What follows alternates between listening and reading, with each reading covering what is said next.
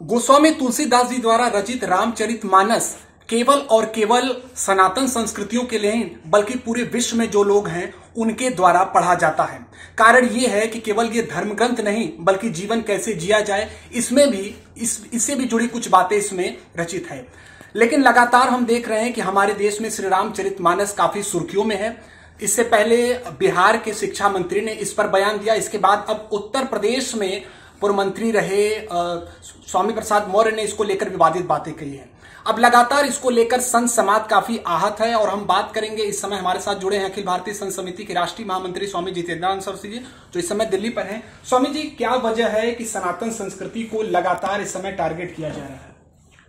भारत का वैभव नरेंद्र मोदी के नेतृत्व में जिस प्रकार निखर रहा है तो स्वाभाविक है कि नरेंद्र मोदी जी का आधार क्या है, तो सनातन हिंदू धर्म का अध्यात्म। तो सनातन हिंदू धर्म पर हमले होंगे ही। उसमें जब कोई 26-27 साल का बालक बागेश्वर धाम धीरेन्द्र कृष्ण शास्त्री खम ठोक करके घर वापसी कराए और वैश्विक चुनौतियों का सामना करके, क्योंकि इस देश को चारागाह समझ लिया था इस्लामिक शक्तियों ने और चर्च मिशनरियों ने, तो ऐसी परिस्थितियों में हिंदू समाज के अंदर जातिगत विभाजन के लिए बड़े ऑपरेशन, ये मूल में चर्च प्रायोजित वाम पंथ का जोशुआ प्रोजेक्ट है कि जिसमें हिंदू समाज को जातियों में बांटा जाए। इसके लिए गोस्वामी तुलसीदास जी एक साहित्यकार है। उनका रामचरितमानस एक प्रबंध काव्य है और प्रबंध काव्य में भगवान राम के मुख से बोली गई बातें भी वही लिखते हैं, सीता जी जो बोल रही हैं वह भी वही लिखते हैं, और रावण और समुद्र के भी डायलॉग्स जो हैं चौपाइयों में, छंदों में, सोरठा में, दोहा में वही लिखते हैं। तो इसलिए अब इस आधार पर तो दुनिया के किसी भी साहित्यकार, लेखक के किसी भी नाटक में खलनायक इसका तो सृजन ही नहीं होगा और खलनायक के मुंह से बोली गई बातें ये कही जाएंगी कि गोस्वामी जी ने दलितों के विरुद्ध बोला है, गोस्वामी जी ने ऐसा बोला है। मैं बुद्ध के सारे साहित्य को निकाल के रख दूं, इस्लाम में काफिरों के बारे में क्या क्या बोला गया है वाजिबुल कत्ल को लेकर के ये ला करके रख दूं, क्रिश्चियनिटी में महिलाओं को वोटिंग राइट्स की तो बात छोड़िए, ये पसली से पैदा है और हे दृष्टि से स्त्रियां देखी जाती हैं, भोग्या वस्तु है, ये सारी बातें जो है उसको निकाल के रखते हैं। ये मेरा मानना है एक बेहूदी बहस है और जातिगत इस बात को भड़काने के लिए टुकड़े टुकड़े गैंग भारत में जो काम कर रहा, इसके पीछे अमेरिका के एक वामपंथी उद्योगपति जॉर्ज सोरोस का पैसा है और दुनिया के अंदर वो विश्वविद्यालय जो dismantling of Hindutva global level पर काम कर रहे हैं, ये उनके टूल किट है भारत में हिंदुस्तान को टुकड़े में तोड़ने के लिए, हिंदुस्तान के लोगों के अंदर जातिगत विभाजन की गहरी खाई, परस्पर वैमनस्यता पैदा करना, दूसरी तरफ भारत के उद्योग जगत को कमजोर करना, तीसरे सीमाओं पर लगातार विवाद को दिखाना, ये बहुत सारे टूल किट अलग अलग दिशाओं में काम करते हैं।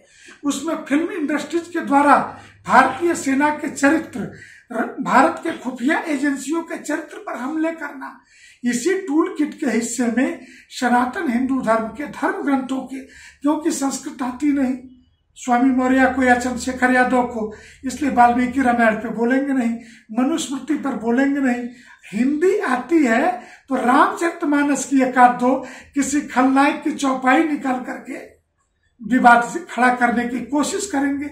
लेकिन उत्तर प्रदेश सरकार, उत्तर प्रदेश में आओ और तुम्हारी क्या दुर्गति होने वाली है, FIR दर्ज कर लिया है सरकार ने और ठीक से इस प्रश्नों का इलाज हो जाएगा। सनातन संस्कृति को मानने वालों के अलावा यह विशेष सामाजिक जीवन से भी जुड़ा हुआ है और उत्तर प्रदेश की आप बात भी कर रहे थे तो महाराज जी उत्तर प्रदेश के पूर्व मुख्यमंत्री रहे, वर्तमान में समाजवादी पार्टी के राष्ट्रीय अध्यक्ष अखिलेश यादव ने उनको प्रमोट कर दिया है पार्टी के। वो जरूर पार्टी से उन्होंने इससे पहले चुनाव लड़ा था लेकिन उनको अब राष्ट्रीय महासचिव बना दिया, बल्कि यहाँ तक कि उत्तर प्रदेश की जनता उम्मीद कर रही थी कि कहीं ना कहीं कुछ कार्रवाई करे।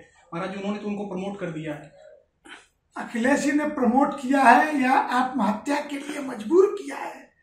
इनके पार्टी के कई राष्ट्रीय महासचिवों की शिवपाल यादव से लेकर के बेनी प्रसाद वर्मा और वो एक अग्रवाल जी थे, उनकी पार्टी में सभी एक खचिया राष्ट्रीय महासचिव हुआ करते थे। सब कहाँ है, किस दुर्दशा में है, पता नहीं चला।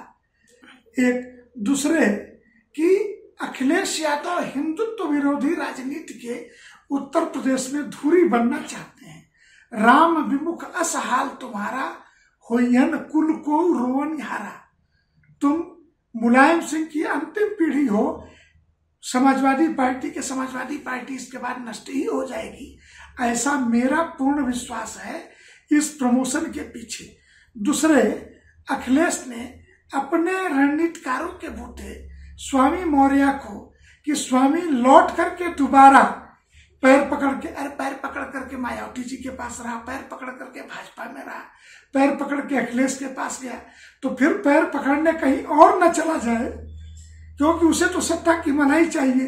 तो इससे बचाने के लिए कि इसको इतनी दूर कर दो हिंदू समाज से कि हिंदू समाज इसे इतना नफरत करने लगे कि इसकी भाजपा में दोबारा वापसी ना हो पाए, ये भी तो खेल हो सकता है।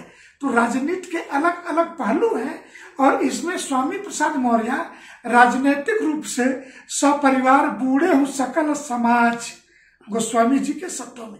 अन्यथा भगवान राम के पुत्र कुश का वंशज कुशवाहा क्षत्रिय, कछवाहा क्षत्रिय रामचरितमानस और राम के विरोध में कैसे जाता, ये तो इसके खानदान में कोई दोष है, इसका डीएनए कहीं से गड़बड़ है, इसलिए इसने ऐसा पाप किया। शुक्रिया महाराज जी हमसे बातचीत के लिए। तो अब देखना होगा कि इस मामले में आगे क्या कुछ तस्वीर आती है। फिलहाल स्वामी प्रसाद मौर्य पर एफआईआर दर्ज कर लिया गया है। एबीपी लाइव के लिए निशांत चतुर्वेदी, दिल्ली।